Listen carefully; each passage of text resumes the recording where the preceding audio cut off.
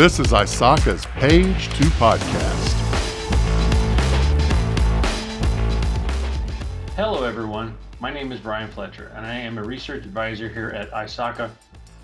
And today we're going to be talking with Bill Malik, the Vice President of Infrastructure for Trend Micro and the author of Using XDR and Zero Trust.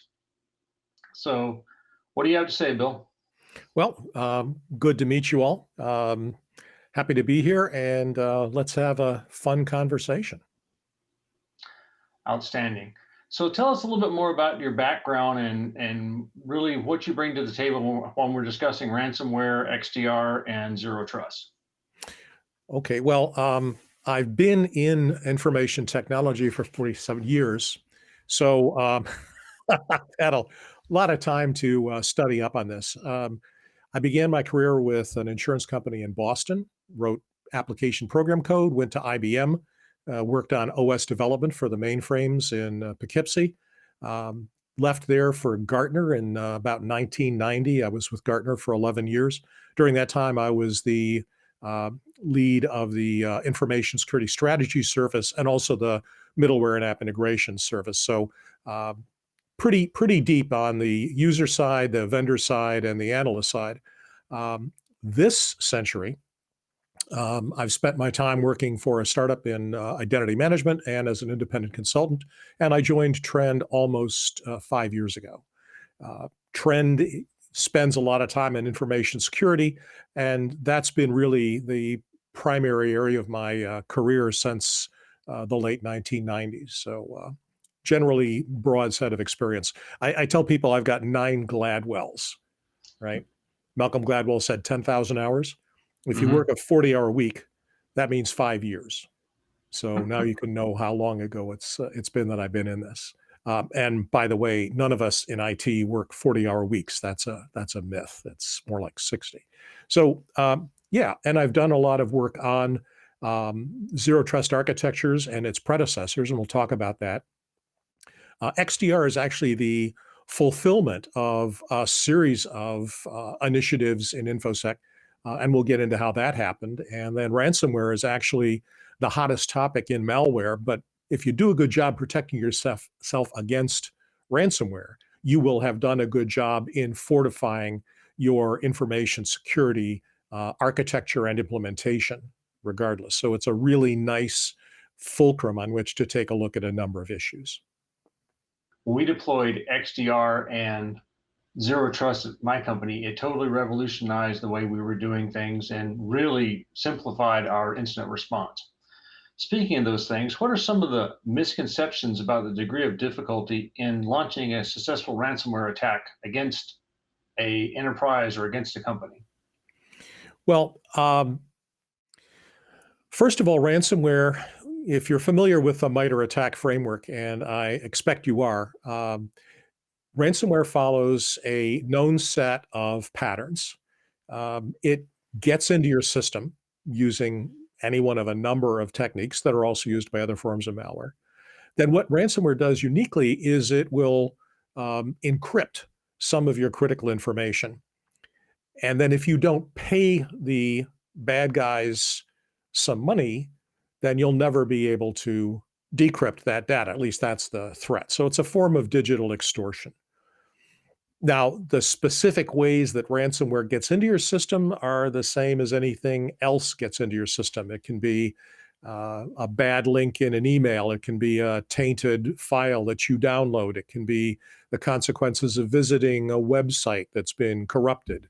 It can come about through, a short message that, drops something onto your smartphone, which then proceeds to infect your corporate systems and gets through. So there are a lot of different ways that it gets in. And in fact, different malware uses different techniques, which is why the Mitre Attack framework is so helpful in terms of diagnosing and working towards some sort of attribution where it came from.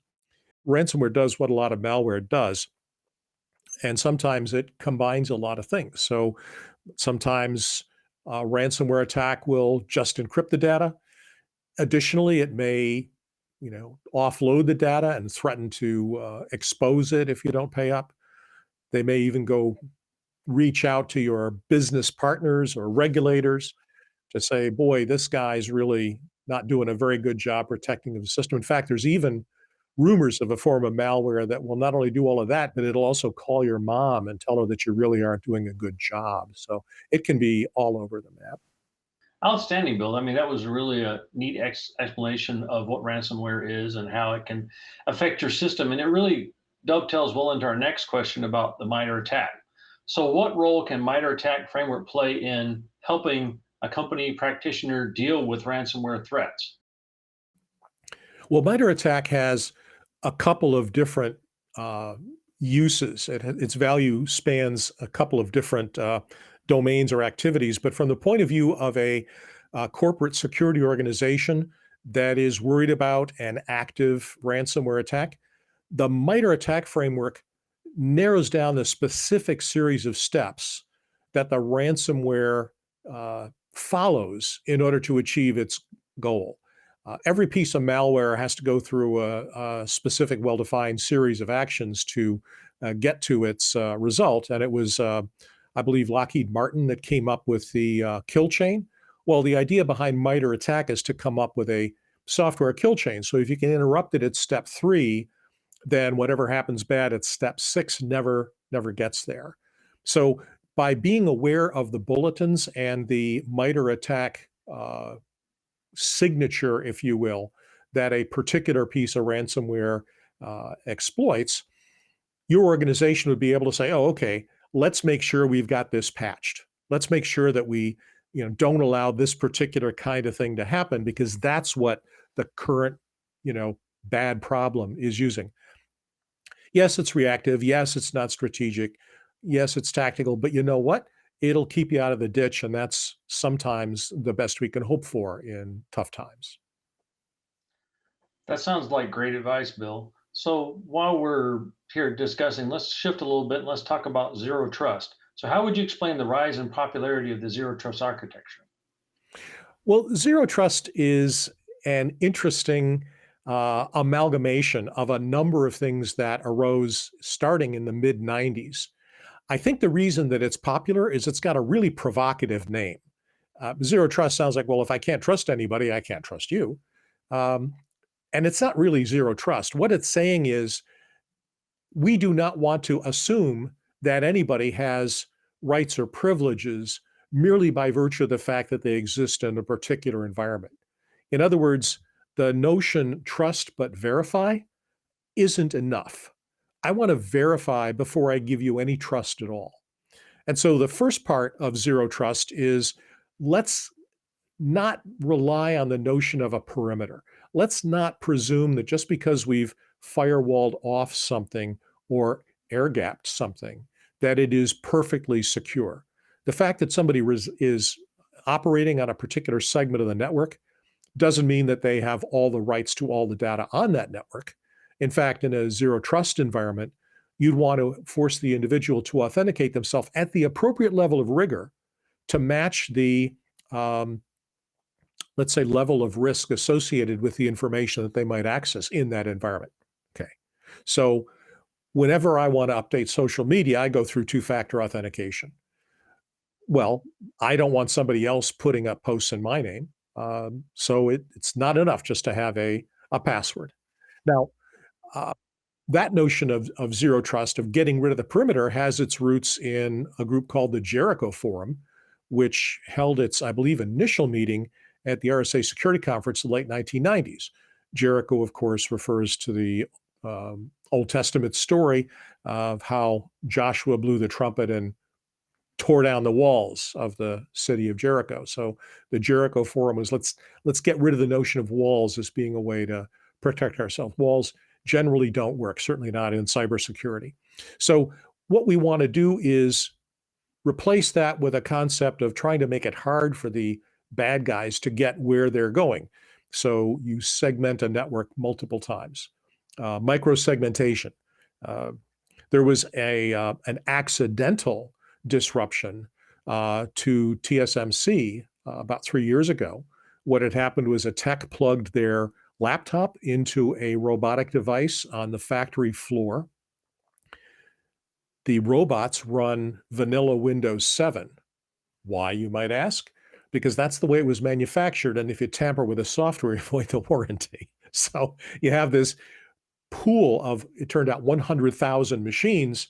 And once malware got from this individual's laptop into one machine, it spread across the entire field in under 40 seconds. It was horrific. Nothing a human being could do to intervene. Now, if they'd put 100 segments into that, instead of losing 100,000 machines, they'd have lost 1,000 machines, and 99% of their capacity would have been preserved. As it was, they were offline for more than a week, and it hit the GDP of Taiwan. So you want to use microsegmentation. That, again, is not a new concept. It's been around for a while. When a user enters a system, Zero Trust says, I want to not just authenticate the user, but I also want to take a health check on the device they're coming in on. So I want to see, is the device running a current antivirus product? Are their signatures current? Have they run a scan? Are they relatively current in terms of patch levels? Are there any obvious indications of malicious behavior? And before you're connected to the network, you may have to remediate that. And by the way, that's a strategy that dates back to the late 1990s called network access control. I don't want people on my network unless they prove themselves. So Zero Trust incorporates these ideas. I want to know who the people are. I want to microsegment the network. I want to enforce network access control. And I also want to take a look at the behavior of users once they're on the system. The fact that you got here doesn't mean that you're going to be a safe actor forever. And so they're going to continue monitoring individual devices to see if a person starts doing something odd or their machine starts doing something odd, like, exfiltrating data over an unfamiliar port, or suddenly launching a process that starts scanning data or encrypting data.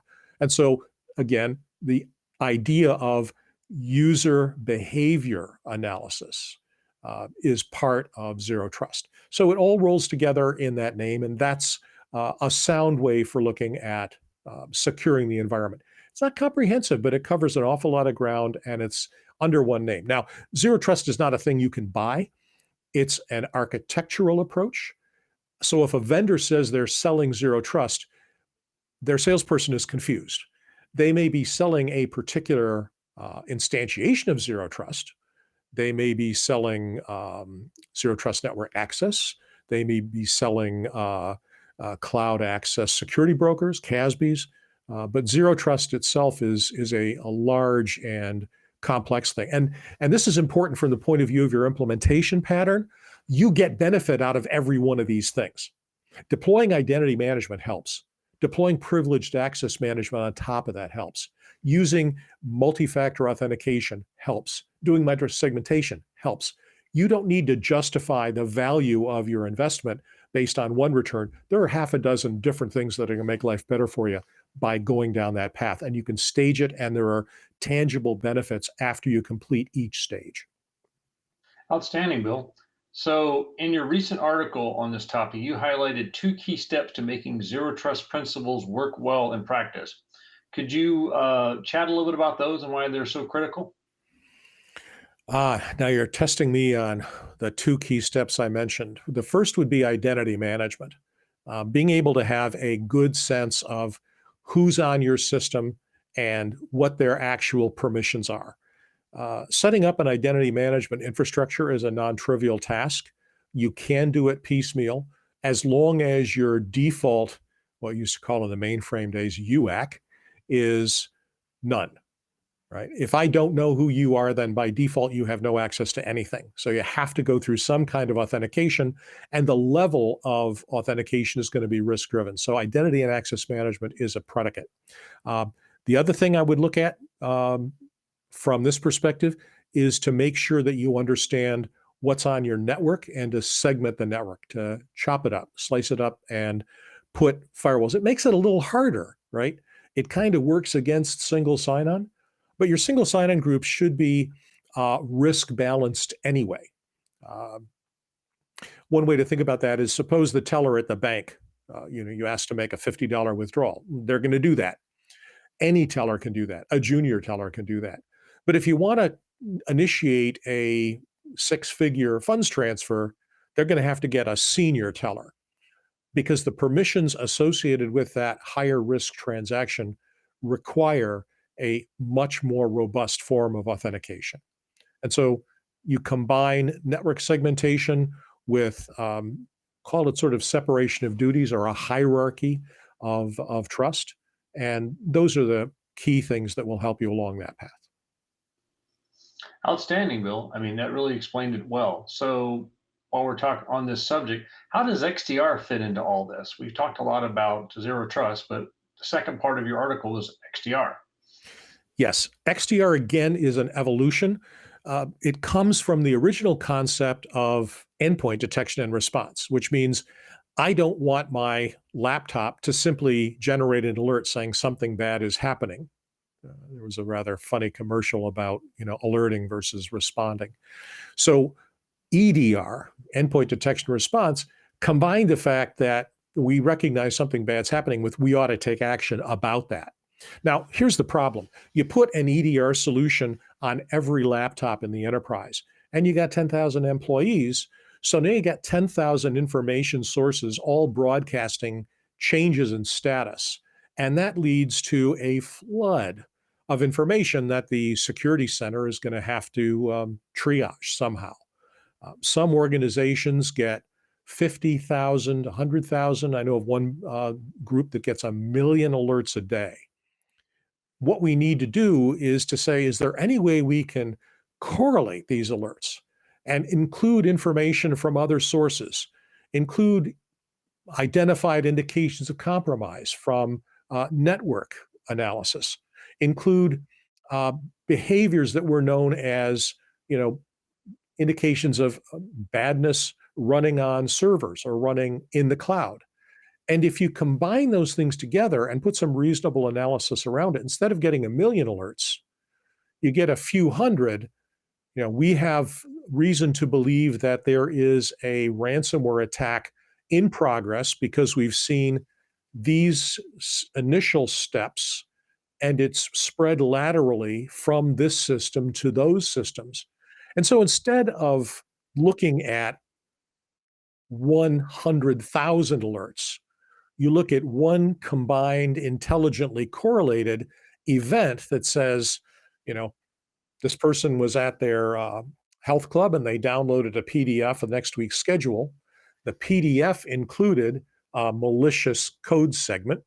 The code segment spawned a process which then went through the following paths and infected the following other devices, including, by the way, a printer, and then moved laterally to begin, well, you see what I'm saying.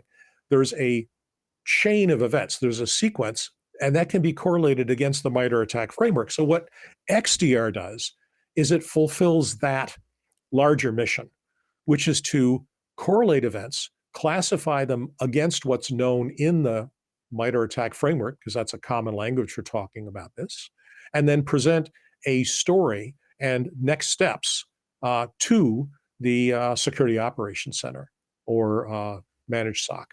And they now then will either take action or you can, automate that. And so you say, oh, if this happens, don't ask me, just turn off the autopilot, let's gain altitude, because we know how this scenario plays out if we don't take the right kind of steps right away. What other elements do you feel add to the success of countering ransomware other than zero trust and XDR? You've covered that in some of your previous explanations, but just to highlight them, I'd say. Well, in addition to the technology, and these are technology focused primarily, you want to not ignore the behavioral stuff. One of the things that I've believed for over 40 years in IT is that the user is the strongest link in the chain. If we inform the user and create the right context, then they will take the right action regardless. And let me explain that to you by sharing with you my 3 questions to determine if your security culture is right. What I'd like you to do is to imagine an individual in your organization, not an IT specialist, who happens to see someone doing something wrong on the computer. I'm going to ask her 3 questions. First, would you know if it's wrong or not? Second, would you choose to report it? And third, if you picked up the phone, would you know who to call? Let me unpack those. Would you know if it's right or wrong? That's basic awareness and training. These are the kinds of things a computer should do, and these are the kinds of things a computer should not do. The second one, would she choose to report it? Think about your organizational culture, right? People might say, "Oh, geez, you know what happened to Fred? He reported a possible security incident. Now nobody's going to have lunch with him," right? Or he ended up being tagged with dealing with that difficult, customer relations situation. Boy, I'm not going to put my neck out there like that. Or you decide, yeah, I'm going to report it. So I go to my boss and I say, I think this is a problem. And your boss says, well, yes, it very well could be, but they're not in our department and we really don't want to, rock the boat, right? Or the third one, you pick up the phone and call the help desk and say, I'd like to report a security incident. The help desk says, oh, well, let me connect you with physical security. And so now you're talking to the guard and you say, I think information's been stolen. So when did you notice it was missing? Well, it's not missing. It's just, I think somebody took a copy of it. Oh, that doesn't sound like security. If you have people who know what's appropriate, a culture that supports proper reporting, and the mechanism to support that culture, it doesn't matter what tools you deploy because your people will make them work. And conversely, if people don't know what's right or wrong, if they're disinclined to report it, or if the management structure is not in place, then again, it doesn't matter what tools you've deployed because they won't be used. People are the strongest link. You just got to make sure they have the resources to fulfill that role. While we're talking about ransomware, what do we think we're looking at in the next year or two? Is it going to be more aggressive? Is it going to be harder to counter? What's the ransomware landscape going to look like? Well, my employer keeps a careful look at incidents. We deal with hundreds of billions of these. I think we had 1.7 trillion in the last calendar year. And so what we've seen, interestingly, is the number of ransomware attacks has dropped. It's gone down significantly, like double-digit percentage kind of down. But what we've also seen is the success of those attacks has tended to go up. And what this means is that the ransomware bad guys have moved beyond what we called the, spray and pray mechanism, which is they'll send it out to everybody. And, now my mom's computer's locked up and she's got to pay $105 or she'll never get those pictures from when my sister and I were kids. Well, that's an incredible amount of manpower to deal with a relatively small gain. So they're tuning their lists of targets. Now, another thing we see is very rarely does ransomware exploit 0 days. Fix 0 days. Please fix 0 days. But don't expect that by chasing the latest 0 day or patching everything every day, you're going to fix everything. First of all, it's an impossible task. Most organizations have hundreds, if not thousands, of applications. The vendors for these generate patches at a rate of a few a month or even a week. You end up having to devote 3 or 4 people to constant patching. And oh, by the way, it's probably a good idea to QA that stuff because what they did in their lab is probably not as complex or frothing with activity as what's going on in your real enterprise. So you put that all together, and it's like, oh my gosh, we got to rate manage these. We got to triage these. What kinds of problems do I need to fix? So, you need to be realistic about what you can do to stop this down, but we do expect to see the virulence, if you will, the severity of malware attacks to go up. And so, sign on to whatever agency is appropriate to your geographical region. CISA out of Department of Homeland Security publishes alerts. If you can get involved with the ICS Joint Working Group, they publish alerts that particularly pertain to industrial control systems, OT environments, IoT and such. But get yourself plugged in. Consider using a SOC, managed SOC, if the workload is too tough, and explore these capabilities. You will be able to stay ahead of the curve. That's great advice, Bill. I know when we deployed our MDR solution, it was really helped us a lot. And probably the only downside was the calls at night from Ireland and Singapore. Yeah, So that's right. we're getting close to running out of time here. I just wanted to ask you, do you have any more pearls of wisdom for our audience here on XDR or zero architecture or ransomware? Well, with regard to ransomware, like I said, the pace of attacks is slowing, but the virulence and I don't want to say targeting because they're still going after hundreds or thousands of enterprises, that's picking up. With regard to zero trust, remember that you get benefits from each component. So don't build your business case to say, we have to spend this much money over this many years and then finally things will be better. No, you've got many of these initiatives already in place. Take a look at your existing portfolio of technology. Every vendor continues to enhance their products. And since the time you deployed that solution 3, 4, 5, 6 years ago, they may have added so much function that you may not need to actually buy anything. And your people are already trained on how to use what you got. It may just be a matter of incorporating the additional functionality into your environment. That's a crucial step before you buy any new technology. With regard to XDR, don't look at XDR as being something that's going to displace your SIM. It's not. The SIM will catch all sorts of things that are outside the scope of what XDR does because it's looking at stuff from all over the place. For the point of resolving your immediate problems, XDR can make life a lot simpler, whether you're doing it yourself or third party, with a outsourced SOC. But those can help. And as I said, give yourself a break. It's a tough world. People are changing, growing, learning, and unfortunately, the bad guys are people, most of them. Thanks. That's all the time we have. I want to thank Bill for joining us. Brian, it's been a pleasure talking with you, and folks, hope this helps. Thank you for tuning in. And this is Brian Fletcher from ISACA signing out. Thank you for joining us today for this episode of Page to Podcast. We hope you enjoyed this episode.